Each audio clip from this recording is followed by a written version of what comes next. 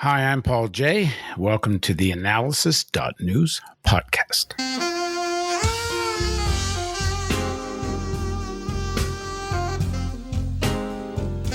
Joe Biden will be the next president, barring something unexpected.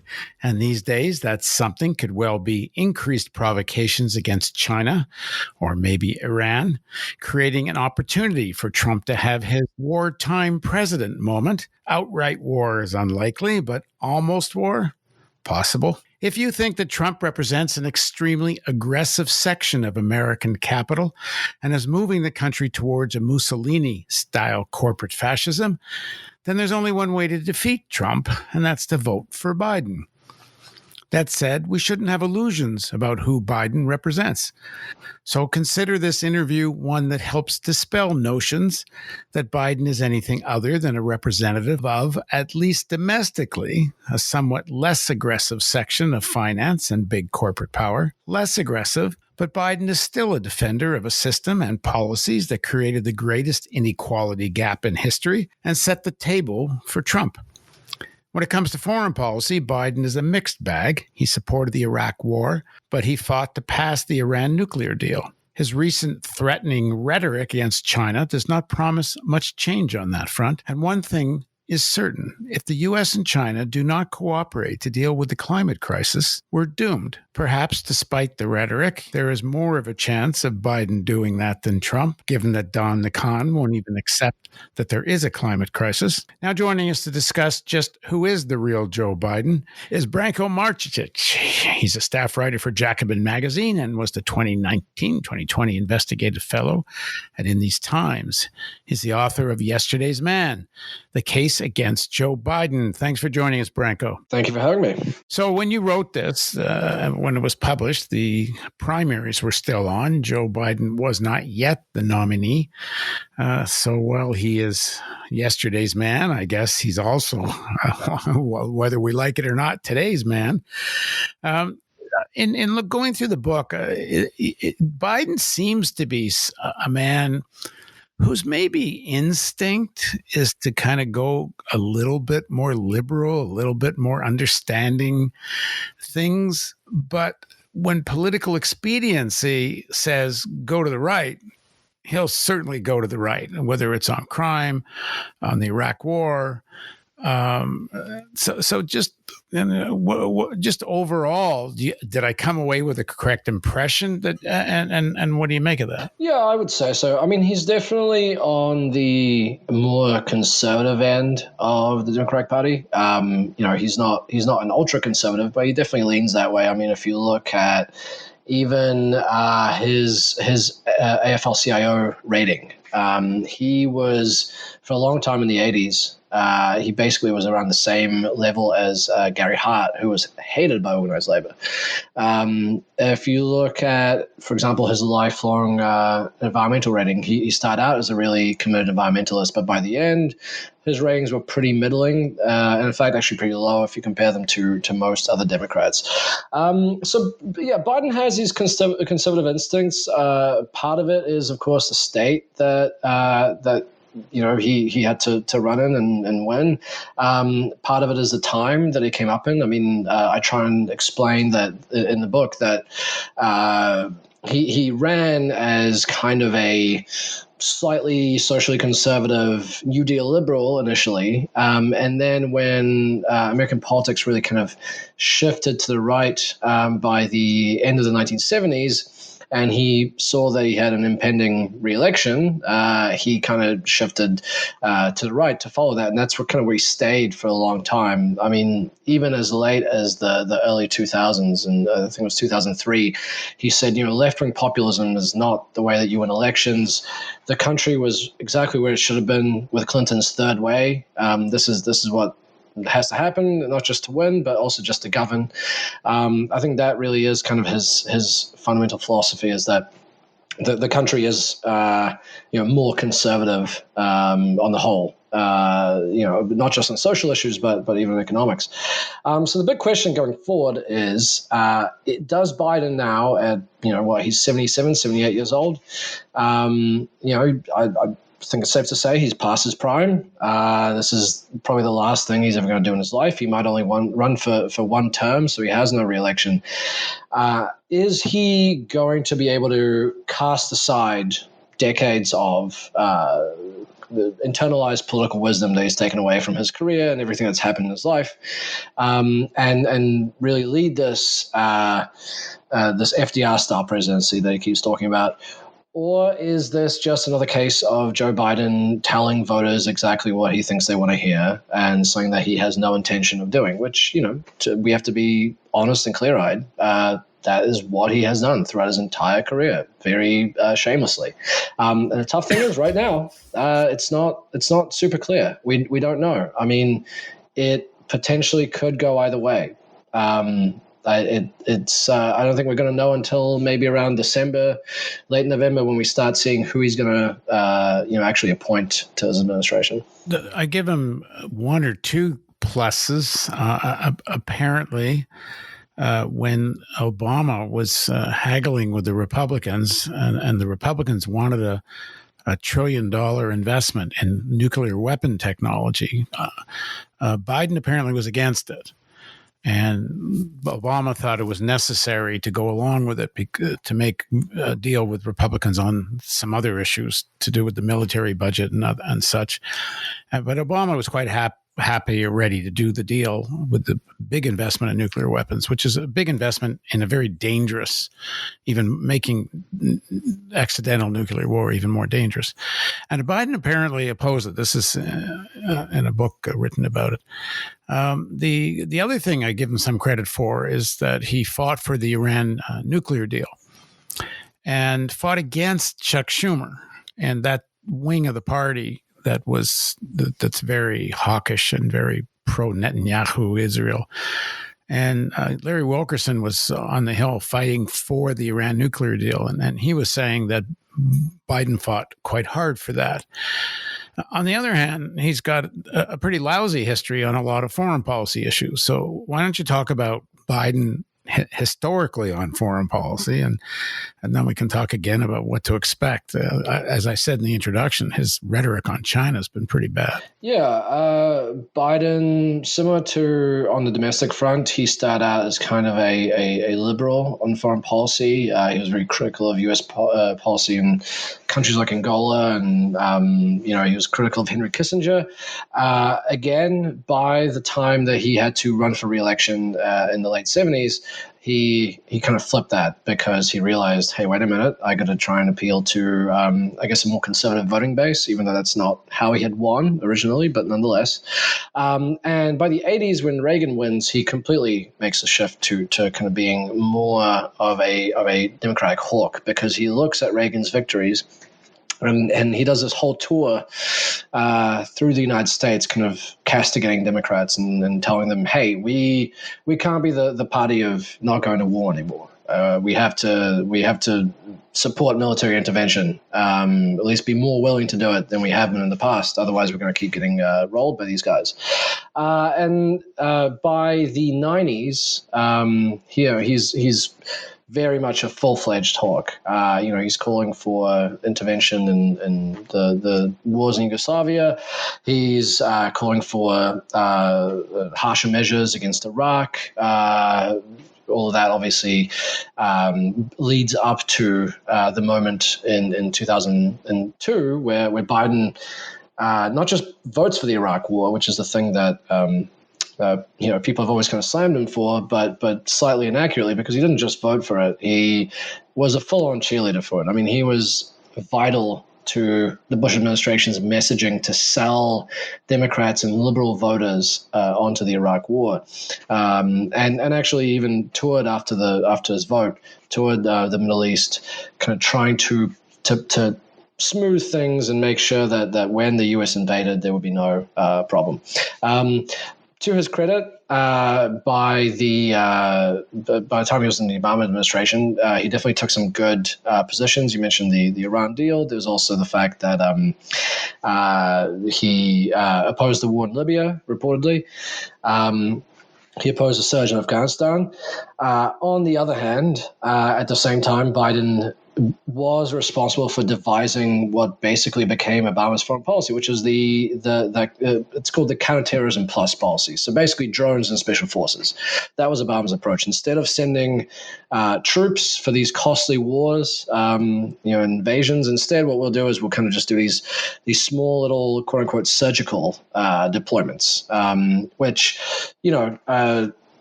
of course is much cheaper in terms of lives and money for the United States.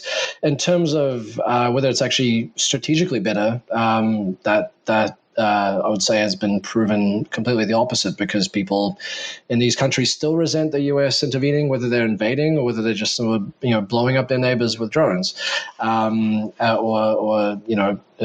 raiding their houses at night and killing family members. I think also the other thing about Biden is that he really has not the best judgment on foreign policy. He was one of the people that pushed for NATO expansion in the 90s.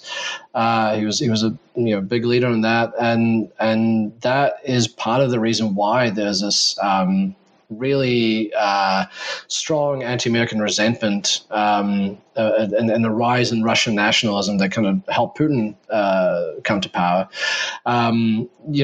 Biden, when he was Obama's point man in Iraq, he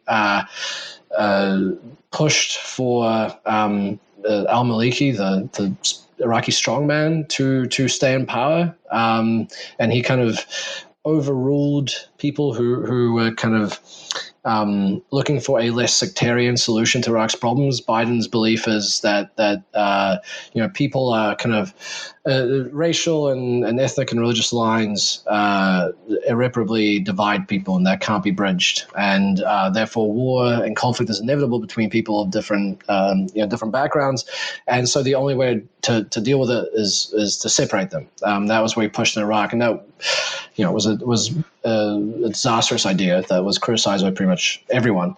So I could go on and on, but it doesn't always have the best foreign policy judgment. Even now, we can go into this a little more, but even now, he's not really proposing to roll back some of the stuff that Trump has done. He's going to leave in place a lot of the things that Trump is doing that's disastrous. A mixed bag. For example? Yeah, he was asked whether he would take sanctions off Iran. I mean, these sanctions right now in the middle of coronavirus, they were always arguably genocidal. Maybe people want to quibble with whether that word is appropriate in that context. I think now it can't really be disputed in the middle of this pandemic. And Biden said that, we'll have to see. He's not going to commit to it. He's also going to. Is he committed? Is he committed to going back to the Iran nuclear agreement? Yep, he is. So we'll see I'm not sure how he's going to reconcile those two things. Also, it's going to be difficult. Yeah, because if you go back to the agreement, you got to drop the sanctions. Yeah, right. Yeah, but then there's a question of, is Iran even going to want to? They may have no choice ultimately, but as it is, if I was an Iranian leader, would really not be sure what the benefit is of entering a deal that is going to be reneged on as soon as a Republican comes in. So I think there's going to be difficulties there. But hopefully, Biden at least does the right thing, and maybe when he's not campaigning, eventually he, will lift sanctions as a kind of show of good faith, I guess. I don't know. He's also not going to move the U.S. embassy that's been moved to Jerusalem, which was obviously a very inflammatory move by Trump. I'm sorry, actually one that Biden himself voted for back in 1995, I believe, 95 and 96. He voted to allow it. So he's going to keep that there. I believe he's also not going to. He refuses to condition Israeli aid. Which at a time when Israel is going to annex a large swath of Palestinian land. I'm not really sure what the end goal there is. I think a lot of people will say, well, this is just Biden saying stuff during the campaign. He doesn't want to move too far left to Trump too much ammunition, or give Republicans too much ammunition. The question is, though, I mean, if you're not going to move left or even move on these things, which are bipartisan policy until recently, during an election where the other guy is really just drowning because he's completely making a mess out of this pandemic response. When will you? Because of course, after the election, it's only 2 more years before midterms, and the argument then becomes, well, hold on, we can't move too far left because we got to keep the House and the Senate, at the very least we can't lose more in the Senate. So I think again, a mixed bag. There's a reason why the Bernie Sanders Unity Task Force is completely left out foreign policy.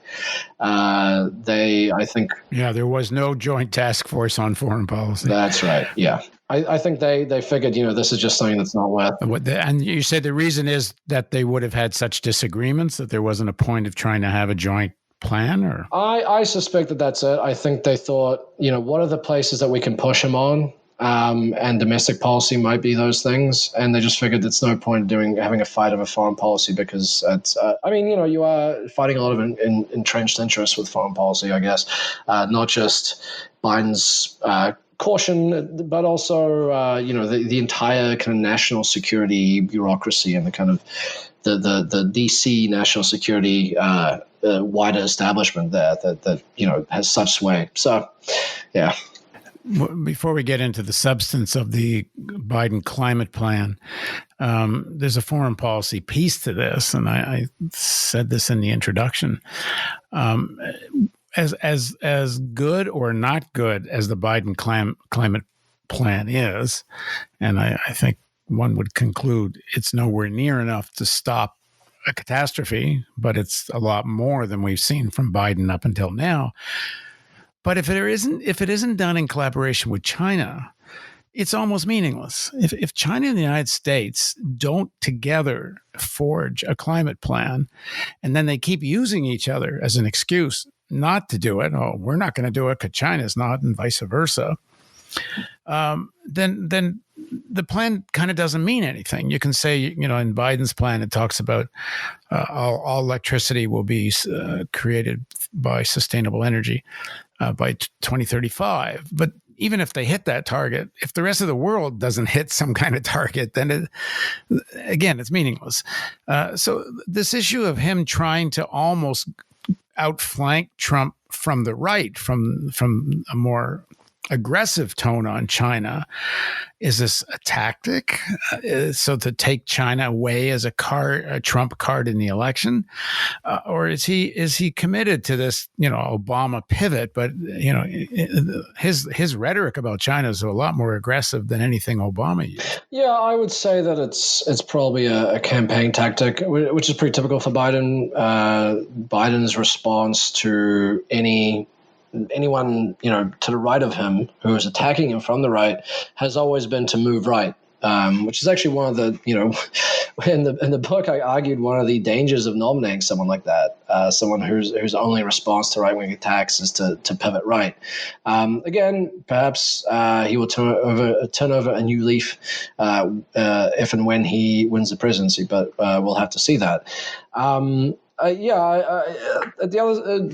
other point about this is that this idea of competing with China, going green, but also making the center point of this kind of competitive economic strategy, that's a pretty typical standard Washington kind of view. Honestly, during the primary campaign, I didn't really see anyone articulate any sort of realistic vision for what actual climate policy will look like other than Bernie Sanders. Even Elizabeth Warren kind of couched her plan in terms of competing with the rest of the world, in terms of kind of making the United States this big exporter. And so, yeah, you're right. Unless there's cooperation, not just with China, but even with countries like Russia and a host of others, obviously that are big polluters. Unless that happens, yes, all these plans are very nice, and even if they get achieved, it will ultimately not mean anything. Again, I think we talked about this before, but I think a lot of this is going to depend on who does Biden pick to actually run his administration. I think that's going to tell you a lot about what kind of foreign policy ultimately he's going to pick. Whether under Biden a kind of cooperative foreign policy to take a global approach to solving the climate crisis is actually going to happen, or whether it's just going to be more of the Obama administration. What do you make of a Susan Rice as either VP or Secretary of State? Susan Rice on the hawkish end of the Democratic foreign policy debate. I think we can expect probably a lot of tough stuff against Russia. I think Biden has said as much as well. Again, trying to create a contrast with Trump, saying, well, Trump doesn't go hard with Russia. I will. It sounds very good. Unfortunately, the reality is that the U.S.-Russia relationship it's been terrible for a long time, even before the hacking, which itself was a response to provocations by the United States. It's all well and good to kind of come in and say, I'm going to be tough on Russia, but the problem is that these are two heavily nuclear armed countries that have, obviously a history of nearly coming to blows, to say the least. Right now, the political climate is such, and it's been this way for 4 years, that even floating the idea of having a cooperative relationship, or at least tamping down tensions with Russia, is a good thing. It's something that the world should aim for. It's kind of has been delegitimized. So I think that's what we can look forward to with that. I mean, another person to watch for is Michelle Flournoy. She was in 2016 floated to be Hillary Clinton's Secretary of State.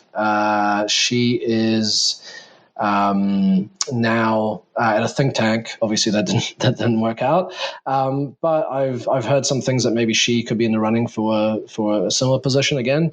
And if so, I mean, Flournoy has written in the past about the idea of centering U.S. security in economic security and basing it on becoming an even bigger exporter of fossil fuels. So if Michelle Flournoy gets in there, will not be a great sign for preventing the climate crisis. But I think all this points to why people, when Biden, if and when Biden wins and Trump is out, people cannot just simply sort of go back to brunch, as people have been saying over the last few years. People are going to have to resist and going to have to pressure Biden as much as they have Trump. Otherwise, it's going to be very easy for him to do a lot of terrible, terrible things.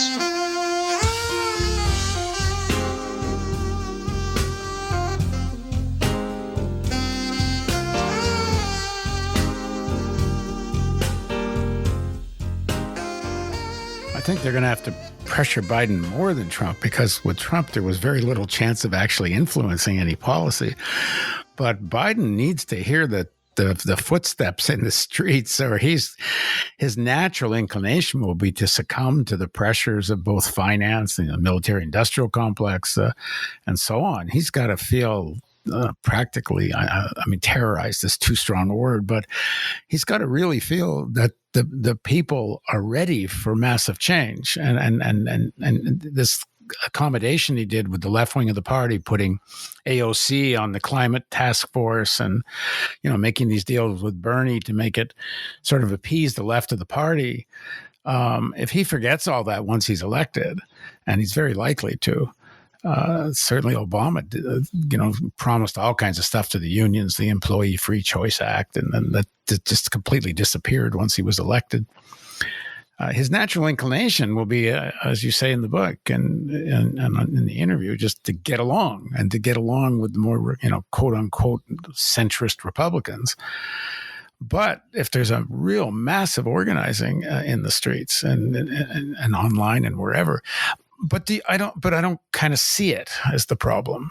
The consciousness of the movement, the protests in Portland, we did this other conversation on Portland, are people raising more than police reform demands? Is there a consciousness growing in the movement that this movement needs to take on the big issues of both in terms of who owns stuff, who has power, especially on the question of climate, foreign policy? Do you see that kind of consciousness developing in a way that this movement can have that kind of force? I think we saw some of that forming with the teacher strikes over the last few years, which were influenced by the Bernie Sanders campaign. I think even as a awareness or consciousness raising event, that was a really important thing. But I think it's also important in the fact that those teachers really won tangible victories. They by taking action, they won. And that's a really important thing. And it's really important for a whole variety of reasons, not just for kind of building the momentum that you need to keep pushing further and further, but also for engendering the kind of solidarity that you need for a to make a mass movement. I think in the Portland example, one of the things that I have seen down there, people, I've seen a few articles here and there kind of saying that trying to make the point that because most of the protesters are white, that it's in some way sort of taken oxygen away from the Black Lives Matter movement or the cause that Black Lives Matter is fighting for, racial justice and end to police brutality. And honestly, I think that couldn't be further from the truth. I think actually one of the amazing things about the last couple months is the fact that people from a wide variety of different backgrounds do feel a sense of solidarity, even across racial lines. That it shows that that is not such a big division, that people cannot have solidarity with a fellow man and fight for justice for someone who's not them. And that's what we're seeing in Portland. I talked to actually one of the protest leaders, and he said, there have been many police killings in Portland and elsewhere over the years. There's been many protests. The police response has always been just as violent as it has been this particular time.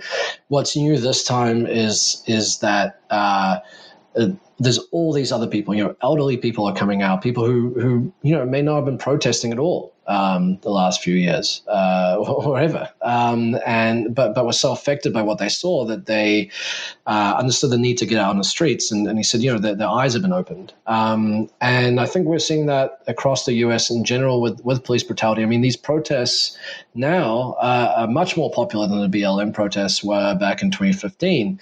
I think they were viewed majority negatively at the time. That's been a huge shift. Hopefully that's not just going to dissipate, but it's actually going to be something that people can build off of going forward. I mean, there's definitely been victories that have been won in some cities to achieve police reforms. It remains to be seen. I have my fingers crossed. I hope that it does lead to something bigger. In the book, you have a paragraph where you say that it's not, I don't have it in front of me, but it's not out of the question Biden could actually move even more to the right, in a sense, could accomplish more moving to the right than even Trump. And there's some people arguing that there's not enough difference between a Biden and a Trump for people to get involved in worrying about whether Biden wins or not. You've spent the last bit of your life with Biden. What do you make of that debate? I mean, I think that is a real concern. I mean, when the protests had just started, when we were seeing this really crazy wave of state violence being visited upon protesters and journalists and everything, and people kind of pining for the end of Trump. And I tried to point out, well, hold on, this isn't, Trump's done some terrible things, but for a long time, this was actually violence at the hands of Democrats, liberal mayors, Democratic governors. They were overseeing this stuff, and they were the ones who were blaming outside agitators and bringing in federal surveillance and everything. And it was around this time that Biden put out this bit of his platform, to do with policing, I believe, or no, it was outreach to the Jewish community, and one of the things that he wanted to pass was a domestic terrorism bill. Which, if we remember, when Trump was talking about declaring Antifa a terrorist organization, which people were very rightly alarmed about, one of the reasons that he couldn't do this was because there isn't domestic terrorism legislation. Not yet, anyway. So one of the worries that I have is that Trump will lose, Biden comes in, and because everyone just assumes, okay, everything's back to normal now, we're all fine, this guy's here, people sort of just tune out and go back to living their lives and stop caring. And Biden gets away with a whole host of things that a Republican could never get away with because Republicans trying to, whether it's cut Social Security and Medicare or pass some sort of extreme national security legislation, that always engenders this anger from liberal voters that isn't always there when it's a Democrat. Obama famously tried to cut those programs. Obama very much escalated the war on terror that Bush had started, did things that Bush would have been tarred as kind of the next Hitler if he had tried to do. So I truly worry that does not happen. One of the things that makes me think that maybe it won't is because, unlike Obama, Biden is not a particularly popular politician. If you look at polling, overwhelmingly the only reason people are voting for him is because they want Trump out. He's not someone who people necessarily agree with on a policy basis. He's I think well past his peak in terms of being able to be a charismatic and persuasive and sort of magnetic politician. We've all seen his debate performances and that kind of thing. So I think it's going to be harder for him to get away with some of this more reactionary stuff that, say, someone like Obama might have gone away with.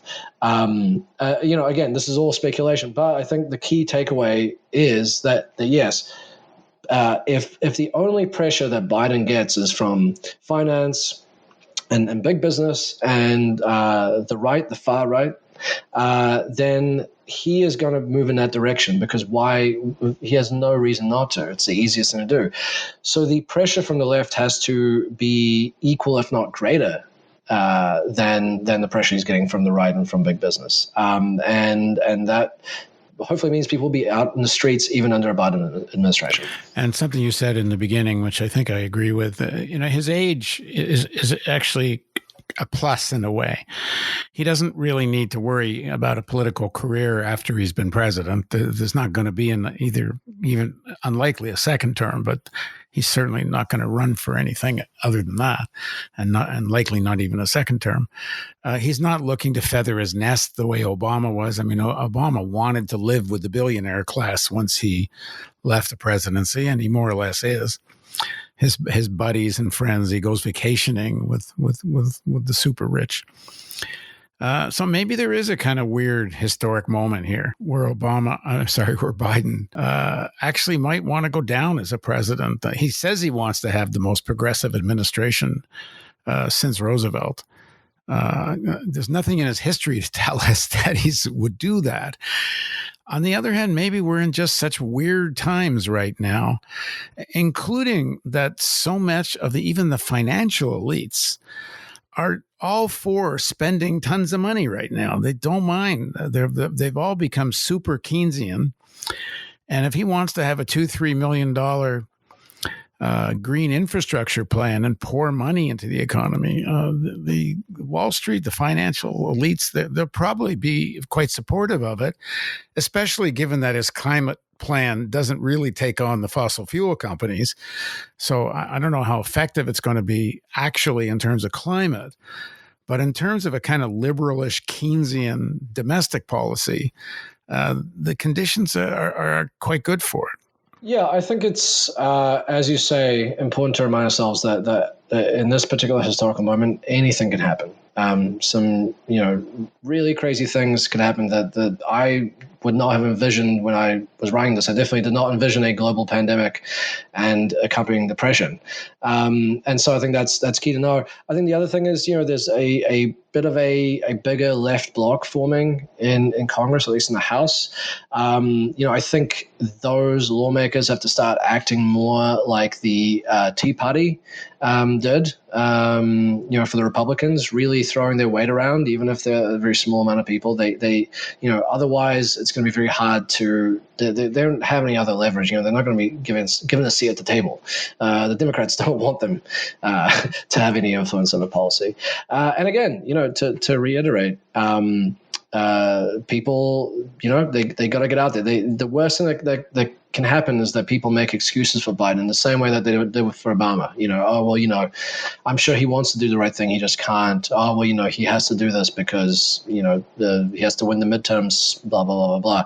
That's the absolute worst thing you could do with a politician is to coddle them. You have to light a fire under them. You have to make them create the pressure, make them do what you want them to do. To use that apocryphal FDR story, when a bunch of labor activists and others went to his office and he said, I agree with everything you want me to do, now make me do it. So even if we assume the very best motives from Joe Biden, that he really does want to do this, he really does want to be the next FDR, make him do it. Listen to the original FDR, make him do it. All right, thanks for joining us, Branco. Pleasure. And thank you for joining us on the theAnalysis.news podcast.